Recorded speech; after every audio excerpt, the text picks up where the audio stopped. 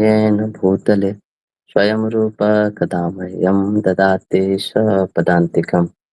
वन्देऽहं श्रीगुरो श्रीयुतापदकमलं श्रीगुरून् वैष्णवांश्च श्रीरूपं साग्रजातां सहगना रघुनाथान्वितं तं सजीवं साद्वैतं सावधूतं परिजनासहितं कृष्णचैतन्यदेवं श्रीराधाकृष्णपादान् सहगना ललिता श्रीविशाखान्वितंश्च नमो विष्णुपादाय कृष्णपृष्ठाय भूतले श्रीमते भक्तिवेदांत स्वामिनिति नामिने। नमस्ते सरस्वती देवे गौरवाणी प्रचारिणे निर्विशेष शून्यवादी पाश्चात्य देशतारिणे। नमो महावदन्याय कृष्ण प्रेम प्रदायते कृष्णाय कृष्ण चैतन्य नामिने गौरतिसे नमः। हे कृष्ण करुणा सिंधु दीनबंधु जगतपते गोपेश गोपिका कांत राधा कांत नमस्तुते। तप्त कांचन गौरांगी श्री राधे वृंदावनेश्वरी वृषभानुसुते देवी प्रणमामि हरे हरे। वाञ्छाकल्पतरुभ्यश्च कृपा सिन्धुभ्येव च पतितानां पावनेभ्यो वैष्णवेभ्यो नमो नमः। जय श्री कृष्ण चैतन्य प्रभु नित्यानंद श्री अद्वैत गदाधर शिवासादि गौर भक्तवृंद। हरे कृष्णा कृष्णा कृष्णा हरे हरे हरे राम राम राम हरे हरे। हरे कृष्णा। तो आप सभी का स्वागत है भक्ति रसामृत सिंधु कक्षा में।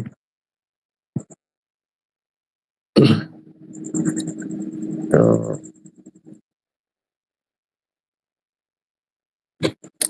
हम लोग पूर्व विभाग का पहला लहरी का 11वां श्लोक हम लोग देख रहे थे। अन्नाभिलाषिता शून्यम ज्ञान कर्माद्यानावृतम अन्नकुल्येन कृष्णानुशीलनम भक्तिरुत्तमा। तो कल हमने इसका रिवीजन भी किया था। तो इसमें बहुत सारे वर्ड है। आज आप लोग इसके बारे में चर्चा करेंगे, बताएंगे कि इससे क्या समझते है ना। आज तो ये जो परिभाषा दिया है रूप गोस्वामी जी ने, तो इसमें बहुत सारे शब्द यूज किए हैं, है ना। और संस्कृत में एक भी शब्द जो यूज होता है मतलब बहुत लोग कंजूसी करके शब्द यूज करते हैं। इसको बोलते हैं कि मतलब जितना कम से कम शब्द यूज कर सके, यानी कि कोई भी शब्द यहाँ पे लिखा हुआ है वो बहुत उसका कुछ मीनिंग है, मतलब ऐसे ही नहीं जोड़ दिया गया है। तो एक एक शब्द हम लोग आज उसके ऊपर चर्चा करेंगे, क्या क्या शब्द क्या क्या चीज के बारे में बताता है। तो यहाँ पे हम लोग एक एक शब्द को डिवाइड कर लेंगे, है ना, सबके बीच में, है ना। जैसे एक शब्द हुआ अन्य, फिर अभिलाषिता और शून्यम, है ना। ये पहला शब्द हो गया। दूसरा, ये तीसरा, ज्ञान कर्म आदि और अनावृतम, है ना। 3 हुआ, ये हो गया 4 5 6 7। अनुकूलेन कृष्णा अनुशीलनम भक्तिर उत्तम। ये हो गया 8 9 10 11 12 और 13। तो यहाँ पे कितने लोग हैं? 1 2 3 4 5 लोग हैं। तो सबको सबको चुन लीजिए इसमें से नहीं तो मैं ही डिवाइड कर देता हूँ, है ना? तो टोटल 13 है तो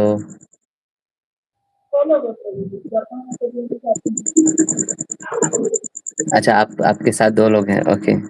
तो 1, 2, 3, 4, 5, 6 लोग हैं। तो हर लोग 2-2 वर्ड चुन सकते हैं, ऐसे करके, है ना? और एक शब्द मैं चुन लूँगा, ठीक है? तो बस 13 हो जाएगा, है ना? तो आप लोग को खुद चुनना है या मैं अलॉट कर दूँ? 2-2 शब्द हर हर व्यक्ति को चुनना है और हम ये देखेंगे कि वो शब्द अगर इस पूरे जो परिभाषा है उसमें से वो शब्द अगर हटा देंगे, है ना? उस शब्द को अगर हटा दिया जाए तो वो परिभाषा क्या बन जाएगा? मतलब परिभाषा में क्या ऐसा परिवर्तन हो जाएगा अगर उस शब्द को हटा देते हैं तो? ना,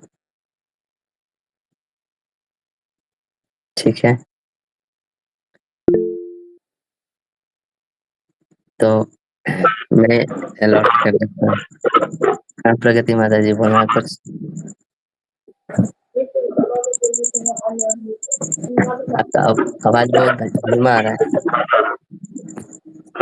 प्रभु जी, मैं अन्य अभिलाषिता ले सकती हूँ। अन्य और अभिलाषिता 2 शब्द हो गया है ना? है ना? ठीक है। जी प्रभु। तो आपका फर्स्ट 2 हो गया, ठीक है? शून्यम शब्द कौन लेगा?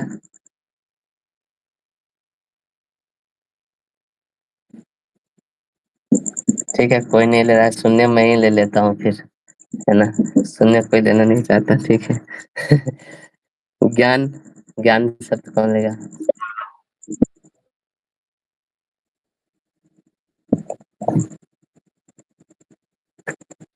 हरे कृष्ण प्रभु जी, मैं करती हूँ। हुँ। प्रभु जी, मैं अनुकूल ले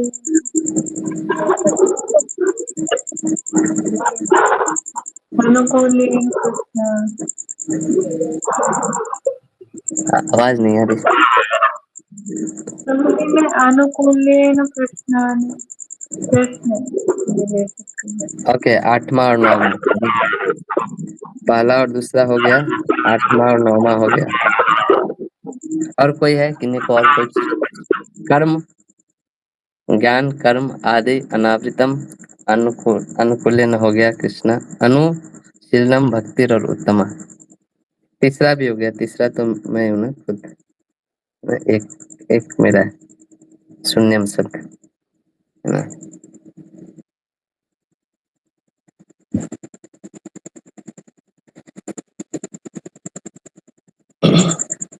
10 और 11, 10 और 11, 12 और 13। 10 और 11 कौन है और 12 और 13 कौन है? 10 10-11 प्रभु जी। 10 11 अमरीश प्रभु, ओके, यानी कि ठीक है। और 12 और 13 इंदुलेखा माता जी, ठीक है।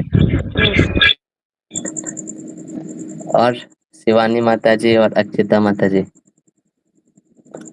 आप लोग बचे हो।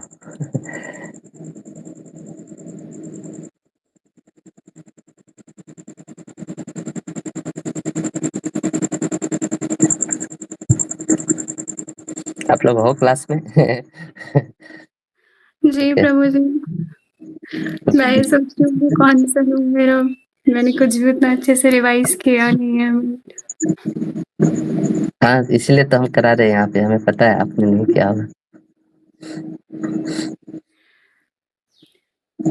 प्रभु जी, आई थिंक ज्ञान और कर्म तो मुझे ओके, 4 और 5, तो 1, 2, 3, 4, 5, 6 और 7 बच गया, तो बाय डिफॉल्ट शिवानी माता जी को जाएगा, ठीक है? तो 1, 2, 3, 4, 5, 6, 7, 8, 9, 10, 11, 12, 13, ठीक है। तो एक-एक करके चालू करते, तो अन्य, मान लीजिए ये पूरे जो परिभाषा है, उसमें से अन्य शब्द, अन्य कौन है? प्रगति माता जी, है ना? 1 और 2 प्रगति माता जी, है ना। जी प्रभु। हाँ, तो मान लीजिए प्रगति माता जी एब्सेंट हो गई किसी दिन क्लास में तो उनका अन्य शब्द चला गया परिभाषा से, तो अन्य शब्द के जाने से क्या क्या परिवर्तन आ जाएगा परिभाषा में। इस पूरे डिफिनीशन से अन्य शब्द हटा दिए तो क्या हो जाएगा, उसको छुपा देते हैं।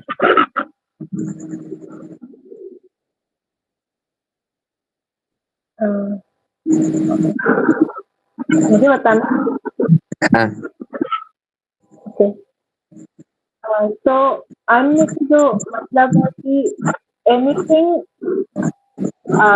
Other than related to Krishna, अगर अन्य हो जाएगा तो फिर ऐसा है कि नहीं, हमारा पहले आप परिभाषा बोले, बिना बिना अन्य शब्द को बोले पूरा परिभाषा बोलिए और उसको एक्सप्लेन करिए, उस परिभाषा को एक्सप्लेन करिए जिसमें अन्य शब्द नहीं है ऐसे।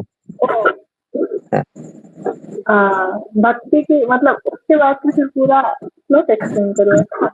हाँ हाँ हाँ, ओके। तो पहले श्लोक बोलिए, पहले बिना अन्य हटा के श्लोक क्या हो जाएगा आपका।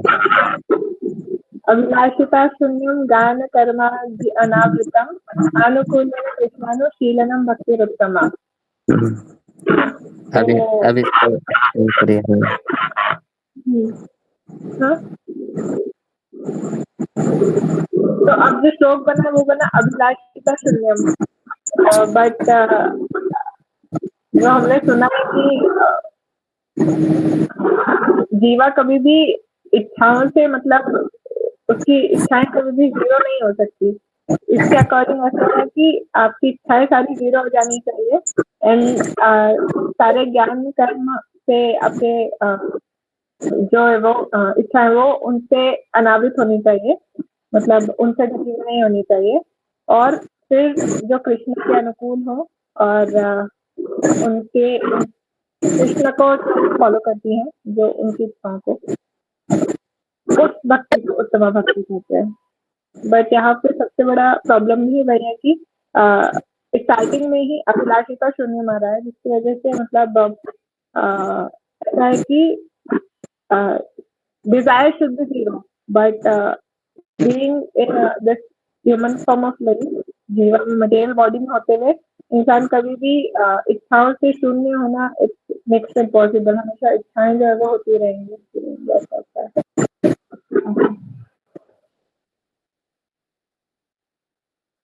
पता है किसको समझ में आया इसका? कोई एक व्यक्ति है जो इन्होंने जो समझाया उसको रिपीट कर सके।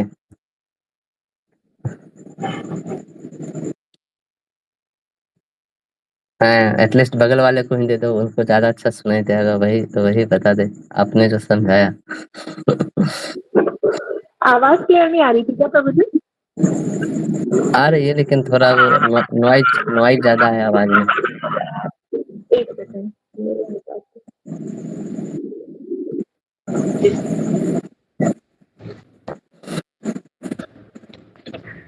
अभी ठीक है प्रभु जी आवाज? हाँ अभी ठीक है। ओके। तो प्रभु जी मैंने जो बोला वो ये था कि जैसे अन्य अभिलाषिता शून्यम में अगर अन्य हटा देंगे तो डेफिनेशन जो बन जाएगी वो बन जाएगी अभिलाषिता शून्यम। और मतलब कि इच्छा अभिलाषा मतलब कोई इच्छा नहीं होनी चाहिए, राइट? तो इंसान जब तक हम इस मटेरियल बॉडी में है there will be no time wherein जहाँ पे कभी भी कोई इच्छाएं नहीं होगी। तो इच्छाएं तो हमेशा रहेंगी ही रहेंगी। ऐसा तो अभिलाषिता शून्यम होना पॉसिबल ही नहीं है प्रैक्टिकली।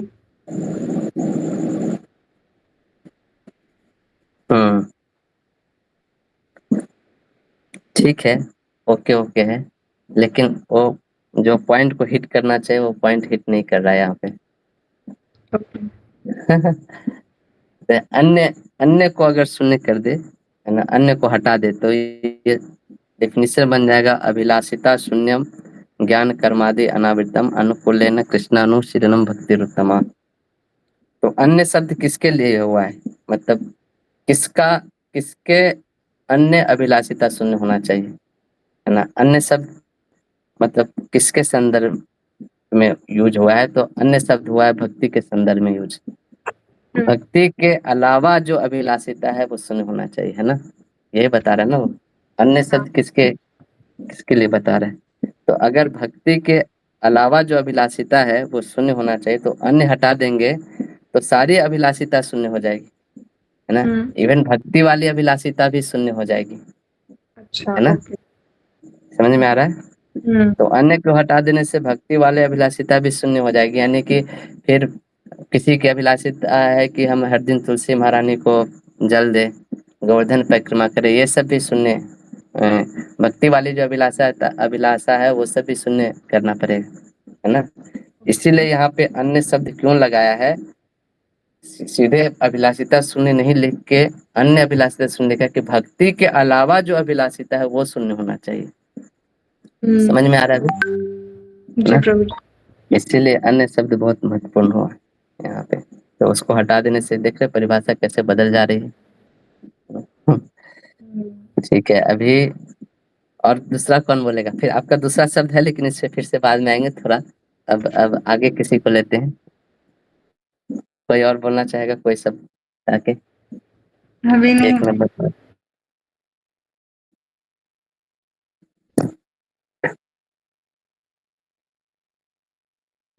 प्रभु जी अगला तो आपका ही है, शून्य। नहीं नहीं नहीं, अगला शून्यम शब्द नहीं है, बाय द वे अगला शब्द अभिलाषिता है। मैं उस मतलब सीक्वेंस में नहीं ले रहा हूँ, कोई भी व्यक्ति बोल सकता है, ऐसे मैं बोल रहा हूँ। तो जैसे अभी प्रगति माता जी बोला, उनका अन्य शब्द भी था और अभिलाषिता शब्द भी था, तो उनको थोड़ा गैप देंगे फिर उनके पास आएंगे। मतलब लगातार 2 दिन एब्सेंट नहीं होती है ना वो, मतलब एक दिन एब्सेंट होती है कभी, फिर कुछ दिन बाद एब्सेंट होती है ऐसा। और कोई कोई शब्द देना चाहता है।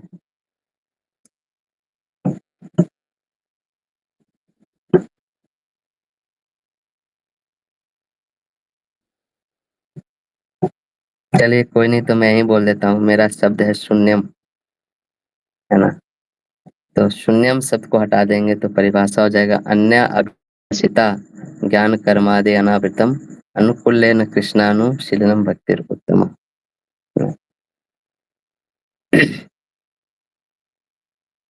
तो शून्यम शब्द को हटा दे। शून्यम मतलब क्या है, जीरो। मतलब जीरो मतलब वो जो चीज एग्जिस्ट नहीं करता है। तो अन्य अभिलाषिता मतलब शून्य बोला है, यानी कि शून्य नहीं होगा वो, अगर शून्य शब्द हटा देंगे तो यही होगा ना, शून्य नहीं लगेगा अन्य अभिलाषिता के साथ। तो इसका मतलब भक्ति के अलावा जो अभिलाषिता है ना, उसका भी स्थान आ जाएगा, है ना, है ना। भक्ति के अलावा कोई अभिलाषिता लेके चल रहा है, वो भी भक्ति में काउंट हो जाएगा अगर शून्य शब्द हटा देंगे, है ना। ना कोई आईएएस बनना चाहता है तो वो भी भक्ति में काउंट हो जाएगा फिर, है ना। कोई कोई चाहता है मतलब कि मैं बहुत धनवान व्यक्ति बनूं, है ना, है ना। तो उसको किसी ने रेमेडी बताया, है ना। जैसे जैसे जैसे एक एक व्यक्ति को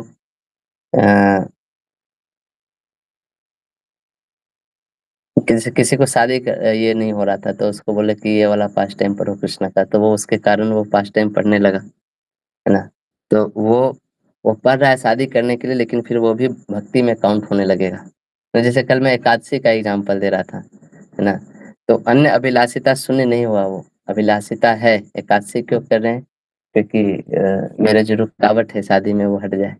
तो उस मोटिव से भी कोई एकादशी कर रहा है तो वो भी भक्ति में काउंट होने लगेगा, है ना।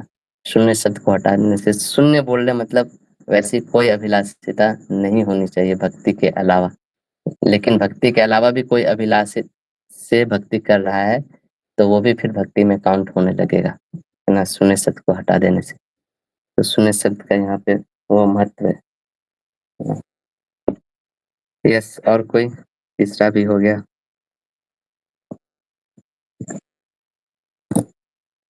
सबको बोलना ही है, आप आगे बोले या पीछे बोले।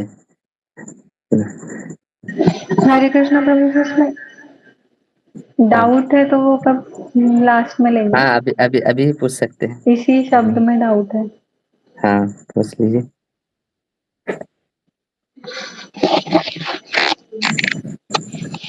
पूछ सकते हैं। प्रभु जी, जैसे एक लेक्चर में सुना था मैंने परम पूज्य राधा गोविंद महाराज के लेक्चर में कि वो बोल रहे थे कि जैसे हम जब प्रीचिंग करते हैं तब हम उसको सामने वाले को बोलते हैं कि सारी अभिलाषा त्याग कर और फिर नाम जप करो, भगवान के पास आओ। तो बोल रहे थे ऐसा पॉसिबल कैसे है? उसके इतने करोड़ों अरबों जन्म मतलब अनगिनत जन्मों के डिजायर्स हैं। आप उसको कैसे बोल सकते हो कि सब छोड़ के पहले भगवान के पास है? आप उसको नाम दे दो, बोलो कि तेरा जो अभिलाषा है वो इससे पूरा हो जाएगा। तो इस तरीके से अगर हम करते हैं तो तब वो जीव जो नाम ले रहा है या भक्ति कर रहा है पर उसका डिजायर जो है वो कुछ और चीज है, पर हमने उसे बोला है कि नाम करो आपका ये हो जाएगा। तो वो भक्ति नहीं कहलाएगा तो फिर मतलब वो भक्ति में आएगा कैसे? ऐसा मेरा प्रश्न है। देखिए वही भक्ति कहलाएगा, लेकिन वो उत्तमा भक्ति फिर नहीं कहलाएगा, है ना। एक एक चीज यहाँ पे हमें समझना चाहिए कि जैसे आप जो बोल रहे हैं ना, विषयों के प्रति आसक्ति या कुछ अभिलाषा है, उसके कारण व्यक्ति आता है ना। बेसिकली सकाम कर्म वृत्ति के कारण व्यक्ति भक्ति में कभी कभी आता है ना। तो ये सब बेसिकली अनर्थ होते हैं, काम क्रोध, किसी चीज को पाने की इच्छा, काम बोलते हैं उसको।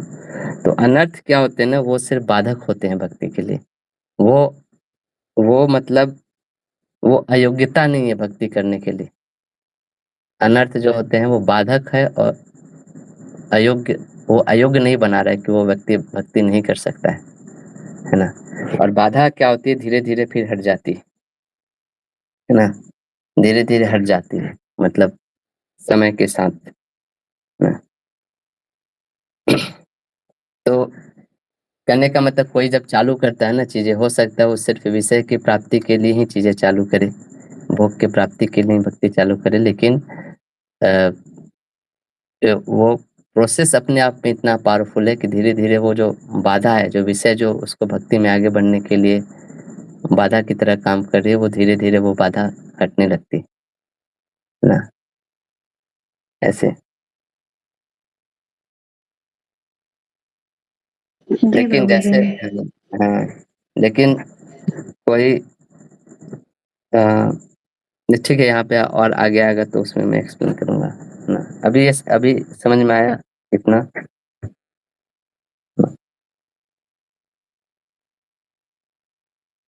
जी प्रभु जी।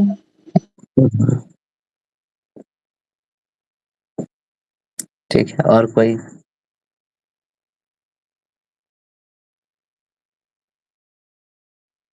इंदुलेखा माता जी। हरे कृष्णा।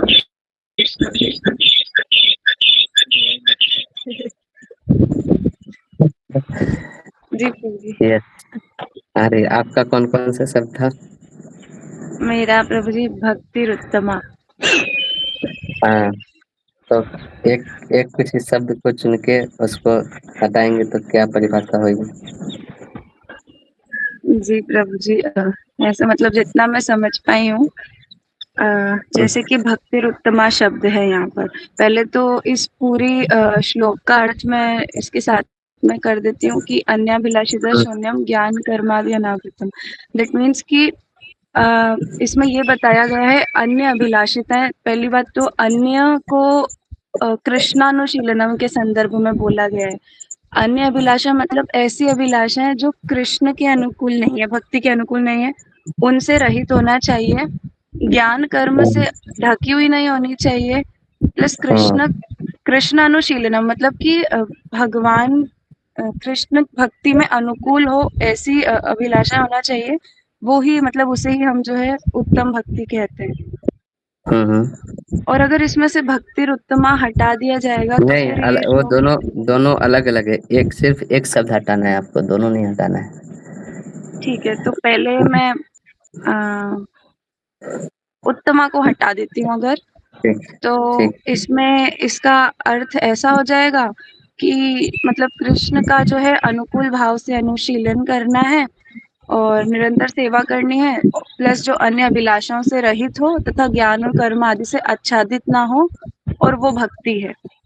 तो इसमें ये हो yes, जाएगा कि ठीक है, हमने ये एक्सप्लेन कर दिया कि हमने डिस्क्रिप्शन बता दिया है, साथ में ये बता दिया इसका प्रयोजन, मतलब जो डिस्क्रिप्शन पूरा बताया गया है उसका प्रयोजन बता दिया है, बट वो प्रयोजन को काट दिया कि ये भक्ति है तो ये कैसी वाली भक्ति है, ये भक्ति है नॉर्मल भक्ति है या एकदम एग्जैक्ट यही होना चाहिए, या इसमें भी कुछ ये मतलब वो जो उत्तम हट जाने से मुझे ऐसा लग रहा है इसमें से ये वाली जो डेफिनेशन है ये इंक्लूसिव या एक्सक्लूसिव नहीं रहेगी, मतलब सॉरी इंक्लूसिव और एक्सक्लूसिव रह गई, मतलब इसमें से छाटा भी नहीं हो सकती है, अभी इसमें और कुछ भी ऐड हो सकता है और इसमें और कुछ कट भी सकता है, बट अगर इसमें उत्तमा लगा होता तो फिर ये एकदम ऑन टॉप हो जाता कि हाँ बस यही है जो है, इसके अलावा कुछ नहीं है ऐसा वाला। नहीं, जो मतलब आपने सही बोला है लेकिन again to the point hit नहीं हो रहा है। आप आप इसको ऐसे उत्तमा शब्द को ढक देते हैं, है ना? तो अनाभिलाषिता शून्यम ज्ञान कर्मादि अनावृतम अनुकूलेन कृष्णानुशीलनम भक्तिर। तो यह बता रहा है कि भक्ति की डिफिनीशन क्या है, जो अनाभिलाषिता शून्य हो, ज्ञान कर्म आदि से अनावृत हो और अनुकूल रूप से कृष्णा का अनुशीलन करते हैं, उसको भक्ति बोलते हैं। यही डिफिनीशन हो जाएगा ना हिंदी में।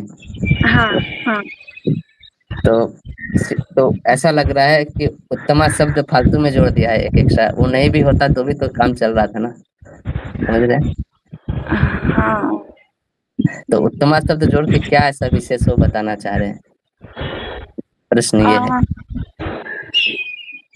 उत्तम जोड़ करके प्रभु जी मैं मतलब मुझे ऐसे यही लग रहा है कि वो बता रहे हैं सर्वश्रेष्ठ मतलब सबसे बेस्ट जो है, मतलब हम्म, उत्तम जोड़ देने से मुझे ऐसा लग रहा है कि अब सामने वाले को ये फील हो रहा है कि बस जो भी है यही है, इसके अलावा मुझे और कुछ पढ़ने की सुनने की समझने की जरूरत नहीं है, मतलब ओनली ये जो मैंने देख लिया ये 3 चीजें कि अन्य अभिलाषाओं से रहित होना चाहिए, ज्ञान और कर्म से आच्छादित नहीं होनी चाहिए, और भगवान की प्रसन्नता के लिए निरंतर मतलब अनुकूल सेवा होनी चाहिए, तो यही उत्तम है, यही सबसे सर्वश्रेष्ठ है ऐसा।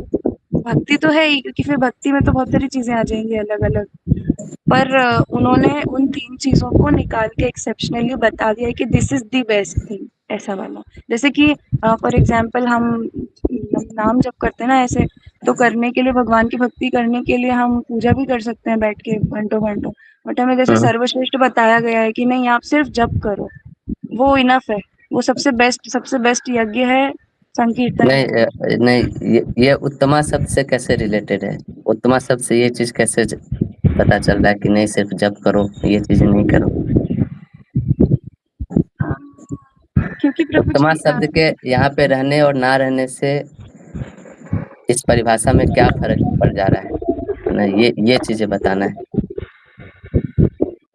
अ, ये मतलब प्रभु जी एक विशेषण जैसा शायद जुड़ रहा है इसमें कि ओके उन्होंने विशेषण दे दिया उसका कि ये वाली जो भक्ति है ना ये वाली उत्तम भक्ति है ऐसे ओके, करके, यस बट उसको यस। हटा दिया तो बेसिक बेसिक ही हो गया सब कि ठीक है ये भी कर लो ये भी कर लो ऐसा। ये थोड़ा टू द पॉइंट है। तो उत्तमा जो शब्द है ना, उत्तम शब्द से आया है। उत्तम मतलब वो फिर स्त्रीलिंग होता है तो शायद उत्तमा बन जाता है वो ऐसे। जी तो उत्तम जैसे मतलब अगर उत्तम शब्द हटा देंगे, उत्तमा शब्द हटा देंगे तो सब टाइप की भक्ति ही समान हो जाएगी, है ना? हाँ वो हाँ तामसिक भक्ति हो, रासिक भक्ति हो या सात्विक भक्ति हो, सब हाँ एक ही टाइप की, सबको बराबर माना जाएगा, है ना? जी है ना? तो जैसे उत्तम शब्द का कल मैं मतलब अर्थ समझा रहा था ना, जो उत्तम, है ना, हाँ जो प्रकृति के 3 गुणों से जो ऊपर उठी हुई भक्ति है, उसमें कोई सत्व रजस और तमस का मिक्सचर ना हो, है ना? हाँ तो कोई व्यक्ति किसी अभिलाषा से मतलब कोई रजोगुण में आके भक्ति कर रहा है ना? हाँ जैसे वो भी उत्तमा भक्ति मानी जाएगी ऐसे करके, है ना? जी जैसे मान लीजिए जब अ, अ, रजोगुण से प्रभावित होकर भक्ति करना, जैसे ध्रुव महाराज थे ना। ध्रुव महाराज क्यों भगवान की भक्ति करने गए थे? उनको उनको क्या राज्य। चाहिए था? तो राज्य चाहिए था, है ना? अपने पिता से बड़ा राज्य चाहिए था। हाँ। ऐसे ही कोई भक्ति क्यों करने जाता है? क्योंकि उसको मोक्ष चाहिए, उसको सारे दुखों से निवृत्त होना है, इसलिए वो भक्ति कर रहा हाँ, हाँ, हाँ। है ना? कोई तमोगुणों से प्रभावित होकर भी भक्ति करता है ना? तमोगुणों हाँ, से प्रभावित होकर भक्ति करना मतलब अ अ अ, जैसे दीति दीति ने भगवान की भक्ति की थी, ऐसे पुत्र की प्राप्ति चाहिए जो इंद्र का वध कर सके, है ना? तो ये सब टाइप की भक्ति भी इंक्लूड हो जाएगी इस डेफिनेशन में, अगर उत्तमा शब्द हटा दिए तो, है ना? है ना? तो उत्तमा शब्द को इसलिए रखा है क्योंकि इस टाइप की जो भक्ति कर रहा है ना, वो इन तीनों गुणों से आच्छादित भक्ति नहीं है। ये चीज बताने के लिए यहाँ पे उत्तमा शब्द यूज किया है ना? और उसको हटा देने से ये प्रॉब्लम आ जाएगा डेफिनेशन में, डिफेक्ट आ जाएगा एक, है ना? अभी समझ में आ रहा है आप लोग को, है ना?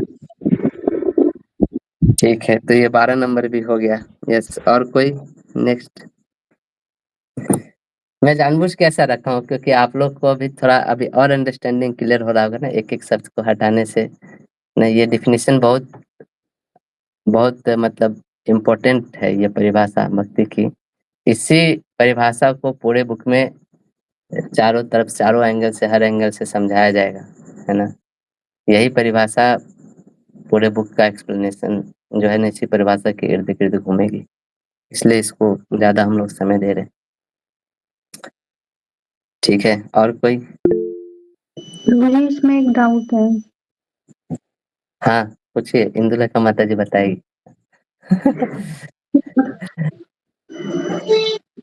क्योंकि उत्तमा जब हम बोल रहे हैं तो वो सतोगुण, रजोगुण, तमोगुण के ऊपर होना चाहिए।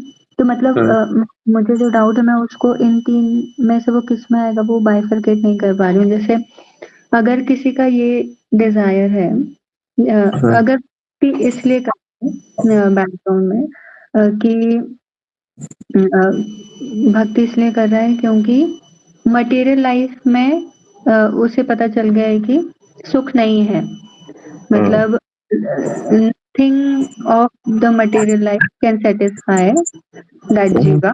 वो कन्विंस है इस चीज से, और मटेरियल लाइफ में कोई सुख नहीं है इससे, मतलब सुख है पर वो उसको सेटिस्फाई नहीं कर पा रहा है, वो इससे कन्विंस है। और भक्ति के अलावा और कुछ करने करने योग्य नहीं है। मतलब यहाँ पे इस मटेरियल वर्ल्ड में वो इससे भी कन्विंस है। मटेरियल लाइफ में कोई ऐसा कोई कार्य नहीं है जो करने योग्य है, मतलब भक्ति ही करने योग्य है, वो कन्विंस है इस बात से। पर ये भी है कि क्योंकि मतलब ये भी हो सकता है ना कि मटेरियल लाइफ में दुख है इसलिए वो भक्ति कर रहा है। मतलब इसको फिर हम इन तीनों में, मतलब ये उत्तमा नहीं कहलाएगा ना। मतलब इसको कैसे बाइफरकेट करेंगे इसमें, और इससे बाहर हाँ कैसे आए? हाँ, ये उत्तमा तो नहीं कहलाएगा।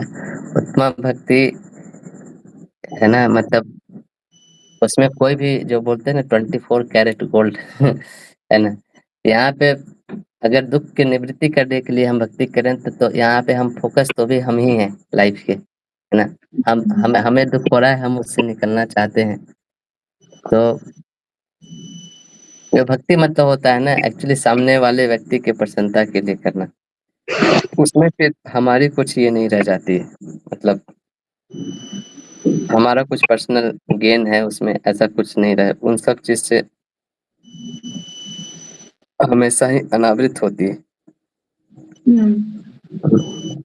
तो कोई चीज कोई इच्छा के लिए कर रहे हैं तो वो रजोगुण वाले हो गए कि हमें हमें जो लोग उसी इच्छा से प्रभावित होकर भक्ति कर रहे हैं वो रजोगुण उसमें मिक्स हो गया। कोई मोक्ष की प्राप्ति के लिए कर रहे हैं तो वो सत्वगुण मिक्स हो गया उसमें, है ना? इसलिए उन लोग के लिए भी स्थान दिया है। कोई सत्वगुण में आके भक्ति करे वो भी वहां पे जाते हैं, मोक्ष पाके वो कहाँ जाते हैं? वो भगवान के धाम नहीं जाते हैं, वो ब्रह्मानंद में लीन होते हैं, ऐसे बोलते हैं ना, है ना? तो उस टाइप के भी होते हैं लोग। फिर कोई ऐसे हैं कि भय के कारण भक्ति करते हैं, ना, कोई ऑप्शन ही नहीं है, बाप रे! फिर से संसार में आना पड़ेगा, है ना? फिर से मरना पड़ेगा। चलो अच्छा है, इससे अच्छा तो भक्ति कर लो यार, फिर से नहीं तो ऐसे लोग तमोगुनी से मिक्स है भक्ति में, ऐसे करके हमें समझना चाहिए।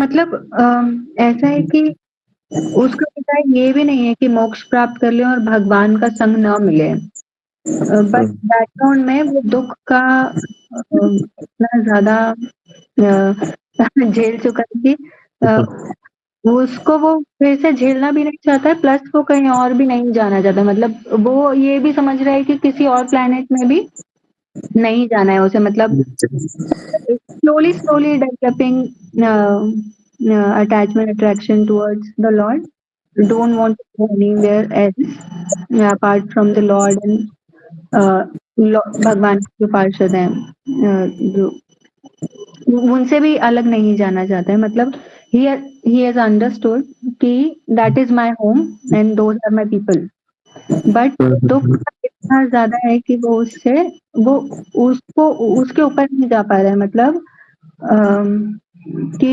संसार में बहुत दुख है इसलिए भक्ति कर रहा है, वो प्रोमिनेंट हो गया है। तो इस चीज दूसरी चीज को प्रोमिनेंट कैसे करें कि भगवान के लिए भक्ति करना और दुख का चिंता ना करना, मतलब फिर से होना इस मटेरियल वर्ल्ड में आने के लिए, दुख पाने के लिए, बट चाहिए कृष्ण प्रेम ही। मतलब इसको प्रोमिनेंट कैसे करेगा वो?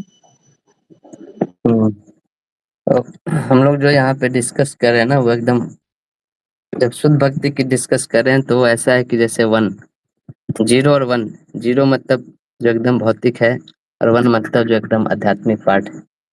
और हमारा जर्नी है 0 से 1 की तरफ, लेकिन 0 और 1 के बीच में भी बहुत सारा फेजेज एग्जिस्ट करते हैं, है ना? तो जब हम चालू करते हैं कोई चीज़ तो हम ऐसे ही चालू करते हैं कि इससे हमको क्या फ़ायदा होगा, है ना? बाय डिफ़ॉल्ट सेटिंग हमारा यही रहता है भौतिक जगत में। लेकिन वो धीरे-धीरे थोड़ा जैसे-जैसे भक्ति में टाइम बिताते जाते हैं ना, वो प्यूरिफ़ाई होके हमारा धीरे-धीरे आगे भी बढ़ते जाते हैं, ऐसे करके। ये मतलब एक ग्रेजुअल प्रोसेस होता है, जैसे 0-1 के बीच में 0.1 भी एग्ज़िस्ट करता है, 0.2 भी एग्ज़िस्ट करता है, 0.3, 0.4, 0.9 फिर आता है 1.0।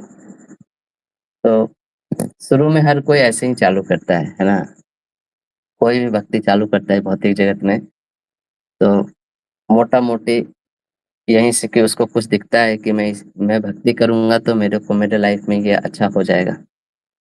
लेकिन वही धीरे-धीरे प्यूरिफ़ाई होती है भक्तों के संग में रह के, शास्त्र पढ़ के, नाम जप करके, है ना?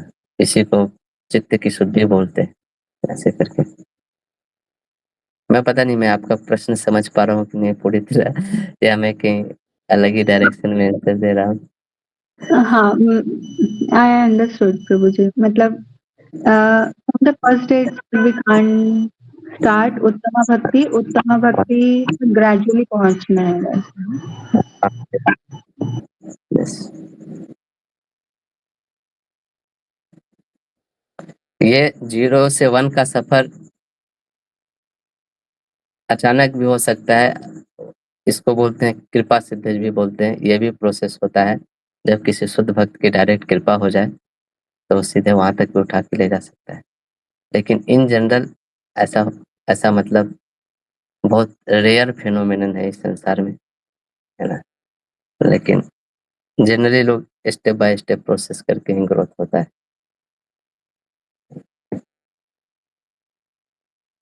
ठीक है।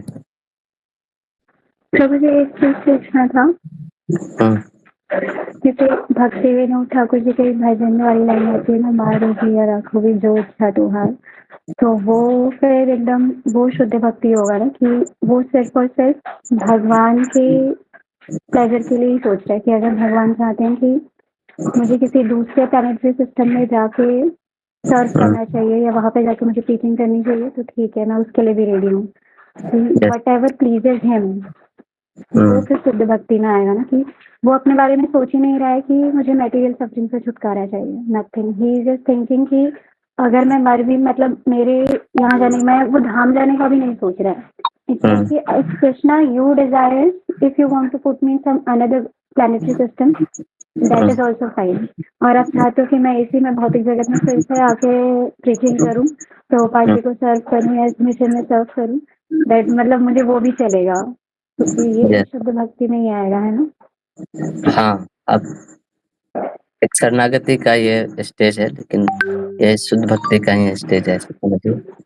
तो इसमें हम अपना कुछ रिजर्वेशन वहाँ पे नहीं रखते हैं कि मैं मतलब कि मुझे ये होगा तब मैं भक्ति करूँगा, मतलब वो अपना रिजर्वेशन नहीं रहता है। सामने वाले को जो पसंद है वो करूँगा। जैसे है ना, कभी-कभी हम लोग किसी को खिलाते हैं, जैसे प्रभु जी ये लीजिए आपके लिए पिज़्ज़ा बना के लाए। तो हमें ऐसा लगता है कि पिज़्ज़ा बहुत अच्छा चीज़ है, लेकिन सामने वाले को क्या पिज़्ज़ा पसंद है ना? वो देखना चाहिए। तो भक्ति में मतलब वो होता है, कृष्ण को क्या पसंद है, कृष्ण को क्या नहीं पसंद है, सब कुछ उनके इच्छा के अनुसार करते हैं। ऐसा नहीं कि हमें पिज़्ज़ा खाना अच्छा लगता है इसलिए हम भी उनको पिज़्ज़ा खिलाएँगे, है ना? तो उस टाइप का स्टेज है ये। ठीक है, ये सब अब अभी आगे आएगा, इसलिए मैं इस पे अभी ज़्यादा चर्चा नहीं कर रहा हूँ। ये सब तरह की चीज़ें आ जाएँगी इस बुक में। आगे, है ना? अभी हम लोग यहीं पे फ़ोकस करते हैं थोड़ा, ठीक है? यस, और कोई? आप ही बोल दो अगला, आपने कौन-कौन सा चुना है? ठीक है प्रभु जी, तो इसमें मेरा ज्ञान और कर्म है 2 वर्ड, 4th एंड ज्ञान। 5th। तो अन्यभिलाषिता शून्यम ज्ञान अनावृतम अनुकुल्येन कृष्णानुशीलनम भक्तिरुत्तमा। तो यहाँ पे जो ज्ञान वर्ड है वो जैसे इन जो स्पेसिफिक इस वर्ड्स के लिए जो यूज किया गया है, जैसे कि ज्ञान का मतलब हम लें तो जैसे कोई तो मटेरियल आप नॉलेज है। इसमें मतलब ज्ञान को छुपा रहे हो आप, ज्ञान को हटा रहे हो, हाँ, ऐसा? हाँ, ओके, हाँ। ठीक है, ठीक। तो पहले मैं ये बता रही हूँ कि what is the meaning of the ज्ञान। मतलब हम सोच सकते हैं कि ज्ञान का मतलब है कोई मटेरियल नॉलेज लेना या फिर डिजायर फॉर लिबरेशन, मोक्ष का डिजायर करना कि I want to merge with the Brahman, या फिर लिबरेशन फ्रॉम द सफरिंग, या फिर liberation from the cycle of birth and death. और तो ये ज्ञान हो सकता, तो ये भी ज्ञान हो सकता है।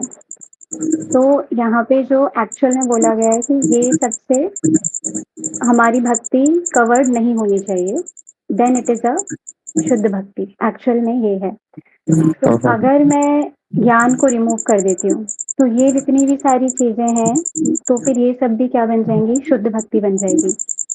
अगर ज्ञान वर्ड को रिमूव कर देते हैं तो इस कंडीशन में if someone wants to become merge with the liberation, अगर वो इसलिए ज्ञान को लेना चाह रहा है तो वो भी फिर शुद्ध भक्ति बन जाएगी।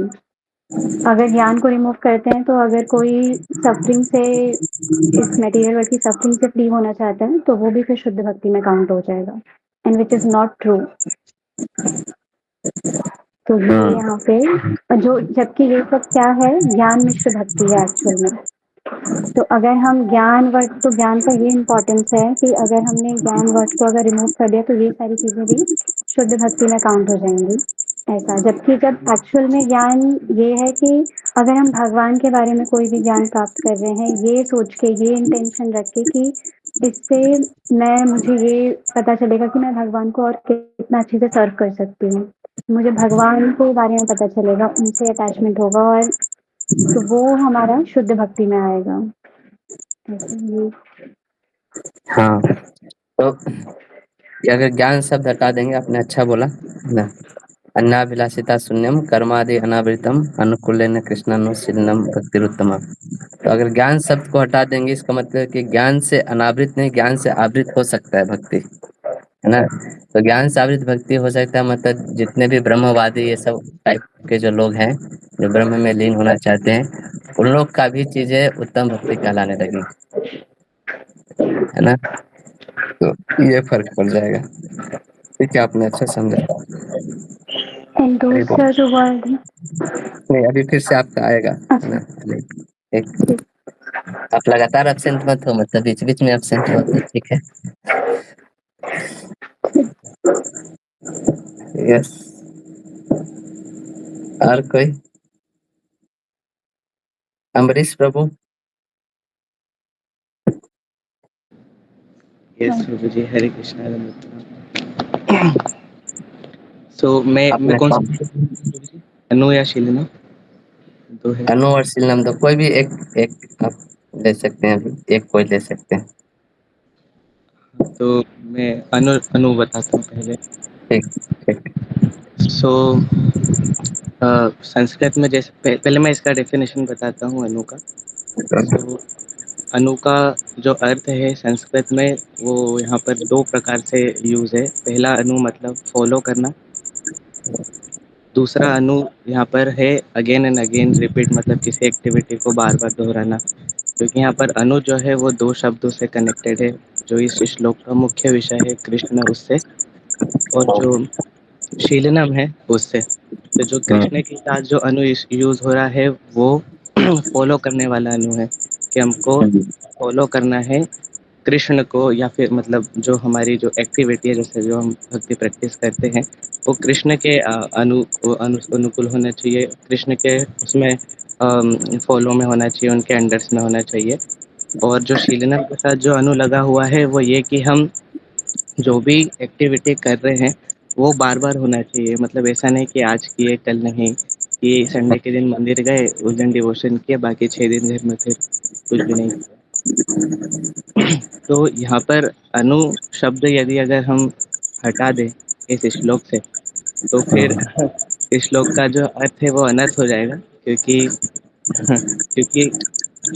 जिसके लिए ये पूरा जो इस श्लोक का जो मुख्य विषय है कृष्ण, तो यदि अगर उनके लिए ही मतलब ये मतलब हम सारा जो भी इसमें लगा रहे हैं लॉजिक, कि कोई अभिलाषा नहीं है, ज्ञान कर्म से ढका नहीं है, कृष्ण के फेवर में है, बट मतलब कृष्ण को फॉलो नहीं कर रहे हैं, मतलब उनको प्लीज करने के हम डिजायर से नहीं कर रहे हैं, या फिर हम जानते ही नहीं कि कृष्ण को तो क्या अच्छा लगता है क्या नहीं अच्छा लगता है, तो फिर ये श्लोक का मीनिंग जो है वो चेंज हो जाएगा। और इसी तरीके से जो शीलनाम के साथ अनु लगा हुआ है, तो उसमें भी हम जो एक्टिविटी कर रहे हैं वो यदि अगर हम नहीं करेंगे दोबारा अगेन एंड अगेन, तो फिर मतलब श्लोक का मीनिंग नहीं निकल कर पाएगा, क्योंकि फिर वो एक बार के लिए रह जाएगा, रिपीट नहीं होगा। यस, तो यहाँ पर आपने अनु का जो आपने बताया था वो एक एग्जाम्पल भी बताया था, वो दहली दीपक वाला, कि वो दो वर्ड को वहाँ पर रोशन करता है। तो अनु का दोनों मतलब के यहाँ साथ पर भी जरा, कृष्ण के साथ भी और शीलनम के साथ भी। जी, तो कृष्ण के साथ मतलब फॉलो करने वाला है, कि हमें फॉलो करना है जो कृष्ण को अनुकूल है, क्योंकि अनु से अनुसरण भी आता है, अनुकरण भी आता है। तो जो कृष्ण को के अंडर चले उनको फॉलो करे। और इधर शीलराम के साथ जो अनु है, वो हमारी जो एक्टिविटी है भक्ति की एक्टिविटी, वो कंटिन्यू रहनी चाहिए, लगातार रहना चाहिए। यस, अच्छा बताया। तो अनु शब्द को अगर हटा दिए तो मतलब जो शीलनम के साथ अनुशीलनम जो वर्ड हुआ है, तो वो सिर्फ शीलनम बन जाएगा। इसका मतलब फिर निरंतरता का कोई महत्व नहीं रह जाएगा, है ना। मतलब एक बार कोई चीज कर लिए तो हो गया। भक्ति में निरंतरता बहुत महत्वपूर्ण चीज है, कंसिस्टेंसी जिसको बोलते हैं, है ना। मैं तो फिर कोई बोला कि ठीक है, एकादशी के दिन मैंने 108 माला जप कर लिया है ना, अब अगले दिन क्यों करना है ना। है ना, कर लिए हो गया ना। तो निरंतरता वाली चीज होती है, नहीं हर दिन 16 माला करना है ना। और अगर कृष्णानु से कृष्ण कृष्ण शीलनम सिर्फ रह जाएगा। अगर कृष्णानु से अनु शब्द हटा देंगे तो उसमें प्रॉब्लम क्या हो जाएगा, फिर परंपरा को कोई महत्व नहीं रह जाएगा, है ना। अपने मन से ना भक्ति करे, है ना, किसी के अनुगत्य में करने की कोई आवश्यकता नहीं बच जाएगी, है ना। कोई भेद नहीं रह जाएगा, कोई अपने से कर रहा है और किसी के अनुगत्य में रह के कर रहा है। या फिर कोई बोलेगा नहीं मैं सिर्फ कृष्ण की पूजा करूंगा, मुझे क्या मतलब धाम जाने से, मुझे क्या मतलब तुलसी पूजा करने से, मुझे क्या मतलब एकादशी व्रत करने से, है ना, है ना? इस टाइप से। तो अनु शब्द कृष्ण के साथ जुड़ा है, कृष्णा और कृष्ण संबंधी सारी चीज़ों को ही वो डिनोट करता है ना? तो अणु शब्द हटा देने से परिभाषा इस तरह से चेंज हो जाएगा, 2 तरह से चेंज हो जाएगा क्योंकि अणु मतलब 2 बार अणु यूज़ है, कृष्णाणु, अनुशीलनम। तो कृष्णाणु और अनुशीलनम को एक अणु में परिवर्तित कर दिया, कृष्णानुशीलनम बना दिया उसको। ठीक है, तो ये हो गया 9 नहीं 10 नंबर। ओके। और कोई और शिवानी माता जी, आप भी है?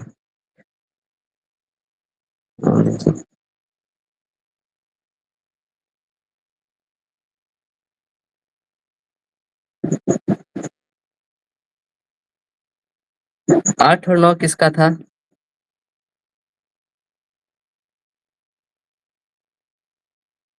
जी, मेरा 8 था। और 9 आपका था? हाँ। तो एक आप बोल दीजिए, एक शिवानी माता जी बोल दीजिए, फिर नेक्स्ट कल हम लोग लेंगे। इस समय हो गया है। जी, हाँ, तो जो अनुकूल अनुकूल वर्ड है, दैट मीन्स अनुकूल, जो फेवरेबल हो, जो भगवान को प्लीज करता हो, मतलब भगवान को जो अच्छा लगता हो, भगवान के प्लेजर के लिए जो हो, उसको हम अनुकूल बोलेंगे। और भगवान कौन है वो, मतलब किसके फेवरेबल, किसको प्लीज करना है, वो नेक्स्ट वर्ड है, वो शिवानी बताएंगी।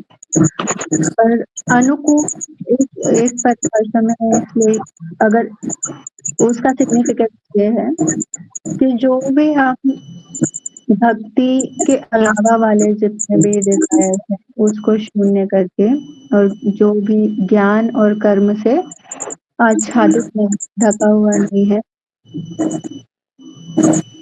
अगर हम अनुकूल वर्ड हटा दें तो उसका मीनिंग हो जाएगा कि ये सब चीज तो हम कर रहे हैं, पर अगर हम अनफेवरेबल चीज भी करें तो भी वो उत्तम भक्ति कहला जाएगा। अगर हम भगवान, जो चीज भगवान को प्लेजर ना भी दे, अगर हम वो चीजें भी करें तो भी वो उत्तम भक्ति की डेफिनेशन में काउंट हो जाएगा।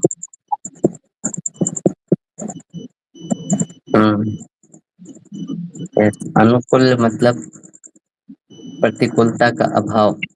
तो कोई अनुकूल शब्द हटा देंगे, यानी कि सिर्फ कृष्णानुशीलनम ही कर देंगे तो भक्ति उत्तम हो जाएगा, है ना? तो भक्ति का डिफिनीशन जो नीचे वाला जो लाइन है ना, अनुकूलेन कृष्णानुशीलनम भक्ति उत्तमा, ये मतलब मेन है। तो ये डिफिनीशन बन जाएगा कृष्णानुशीलनम भक्ति उत्तमा, है ना? अनुकूल शब्द की फिर अगर हटा दिए तो सिर्फ इतना बचेगा। तो फिर हर टाइप की चीजें, है ना, कोई व्यक्ति कृष्ण से द्वेष भी कर रहा है ना, तो वो भी अ, भक्ति हो जाएगा ऐसे करके, क्योंकि वो भी बार बार कृष्ण के बारे में सोच रहा है, कृष्ण का स्मरण कर रहा है ना? तो उस टाइप की चीजें भी भक्ति में हो जाएगी, है ना? और या ऐसे। ठीक है, तो ये हो गया आपका 8 नंबर।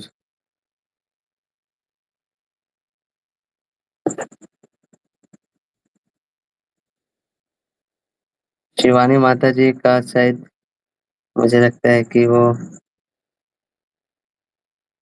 उन्होंने एक मैसेज भेजा है, उनका क्या क्या शब्द है 6 और 7, आदि और अनावृत। तो वो मैं पढ़ देता हूँ मैसेज, क्या शायद वो कहीं बैठती है ना, वहाँ पे वो बोल नहीं सकती शायद, इसलिए मैसेज भेजा है उन्होंने। तो कर्म और अन्य चीज आदि के द्वारा कवर्ड, अगर सिर्फ आदि हटा दे तो बचेगा। ये मीनिंग फिर भी समझ में आता है, बस इसको थोड़ा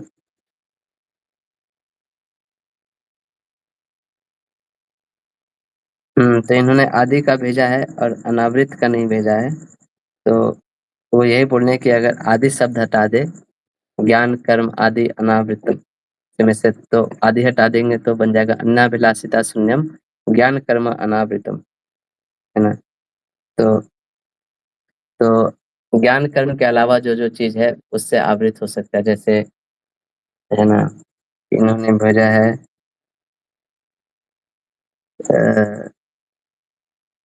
जैसे तपस्या, ना योगा, ना, ये सब चीज भी इसमें इंक्लूड हो जाएगा, कहने का मतलब, है ना। तो वो सब चीज को हटाने के लिए आदि शब्द यहाँ पे यूज हो गया है ना। जैसे हमने बोला था ना सांख्य योग, है ना, तो ये सब चीज भी, जैसे कोई आलस है तो कोई आलसी व्यक्ति आलसपन के साथ कोई चीज कर रहा है, वो भी उत्तम भक्ति में इंक्लूड हो जाएगा, ऐसा, है ना। तो आदि शब्द से उन सब चीजों का यहाँ पे बताया जा रहा है ना। तो ये हुआ आदि शब्द छठा। ठीक है, किन्हीं को कुछ बोलना है या प्रश्न है? बाकी जो बच गए हैं, 1 2 3 4 5 6 शब्द अभी और बच गए हैं, वो हम लोग कल कर लेंगे। आप लोग अपना नंबर याद रखिएगा, है ना। तो किन्हीं को कुछ कहना है, बोलना है? प्रभु जी एक क्वेश्चन है, मतलब जो मैंने अभी बोला उसमें ऐड ऑन करना था क्योंकि वो इनकम्प्लीट मीनिंग लग रहा है। हम्म, जैसे अनुकूलन में एक जो मैंने बताया था कि व्हाट प्लीजेस कृष्णा, बट जो ये एग्जाम्पल है, जैसे कंस जो है वो, सॉरी, चाणू और मुष्टिक जो है वो भगवान से फाइट कर रहे हैं, that is giving pleasure to Krishna, but their intention is not to please Krishna. That is why that is not Uttama Bhakti. So intention is also very important कि भगवान को प्लीज तो कर रहा है, बट वो उत्तम भक्ति इसलिए नहीं है क्योंकि उनका इंटेंशन भगवान को प्लेजर देना नहीं होगा। इसको वो हमारे, चलिए इसको एक लेवल थोड़ा और बढ़ा देते हैं। हमारे लाइफ में प्रत्यक्ष रूप से ये चीज कैसे अप्लाई होता है?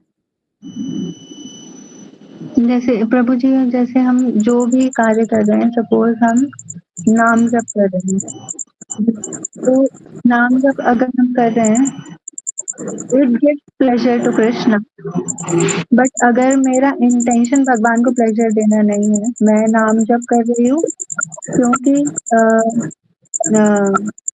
नाम जप से सारी इच्छाएं पूर्ति हो जाती हैं। तो सपोज मेरा कोई डिजायर है इसलिए, या मैं मेंटल पीस के लिए नाम जप कर रही हूँ, क्योंकि जो नाम जप है वो मेरे वो मन को शांति देता है, एंजाइटी डिप्रेशन दूर दूर करता है, सपोज मैंने ऐसा सुना है।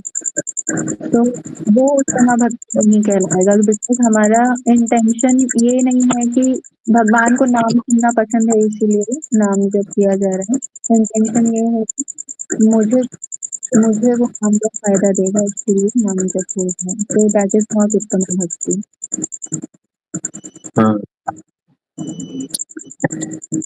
यस, तो अनुकूल होना चाहिए। जैसे कैसा होता है कि हम लोग जब कुछ कुछ चीजें करते हैं, जैसे कोई व्यक्ति हो सकता है कि बहुत अच्छा कीर्तन कर रहा हो, फेस्टिवल है, सब लोग आए हुए हैं, संडे कीर्तन है, लेकिन कर तो रहा है कृष्णानुशीलनम, न सबके सामने बैठ के कीर्तन कर रहा है, लेकिन जो उसका भाव है ये हो सकता है कि लोग समझे कि मैं कितना बड़ा म्यूजिशियन हूँ, है ना।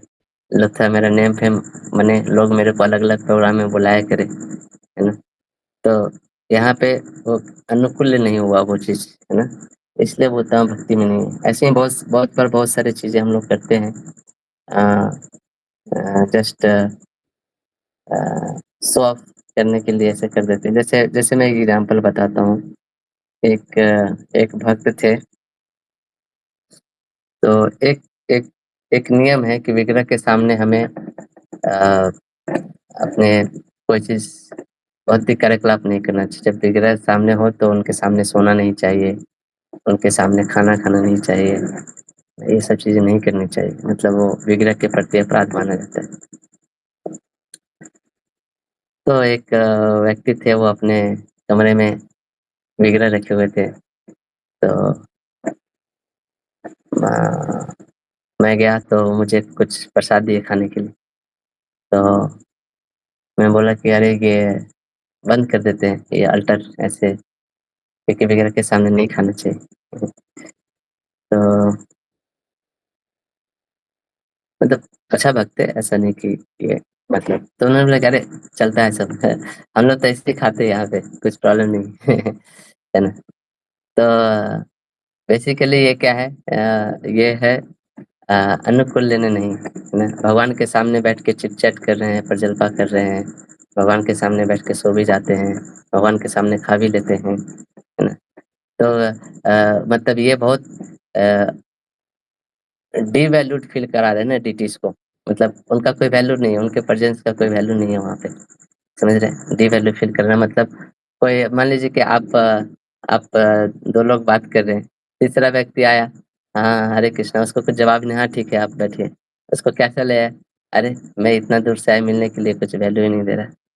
तो ये सब विग्रह अपराध में आता है। मतलब मैं यहाँ पे बता रहा हूँ कि प्रैक्टिकली ये सब चीजें हमारे लाइफ में कैसे अप्लाई होती है, हमें ये भी देखना चाहिए। हाँ, तब हम इसको ज़्यादा सीखेंगे, है ना। अनुकूल लेना का मतलब जो डिटीज के लिए जो अनुकूल है ना, विग्रह के लिए जो अनुकूल है, उस तरह से बिहेव करना, है ना। ना कि उनके सामने कुछ भी कार्य कर रहे हैं, या कीर्तन कर रहे हैं, या डीटी सेवा कर रहे हैं, या आरती कर रहे हैं, है ना।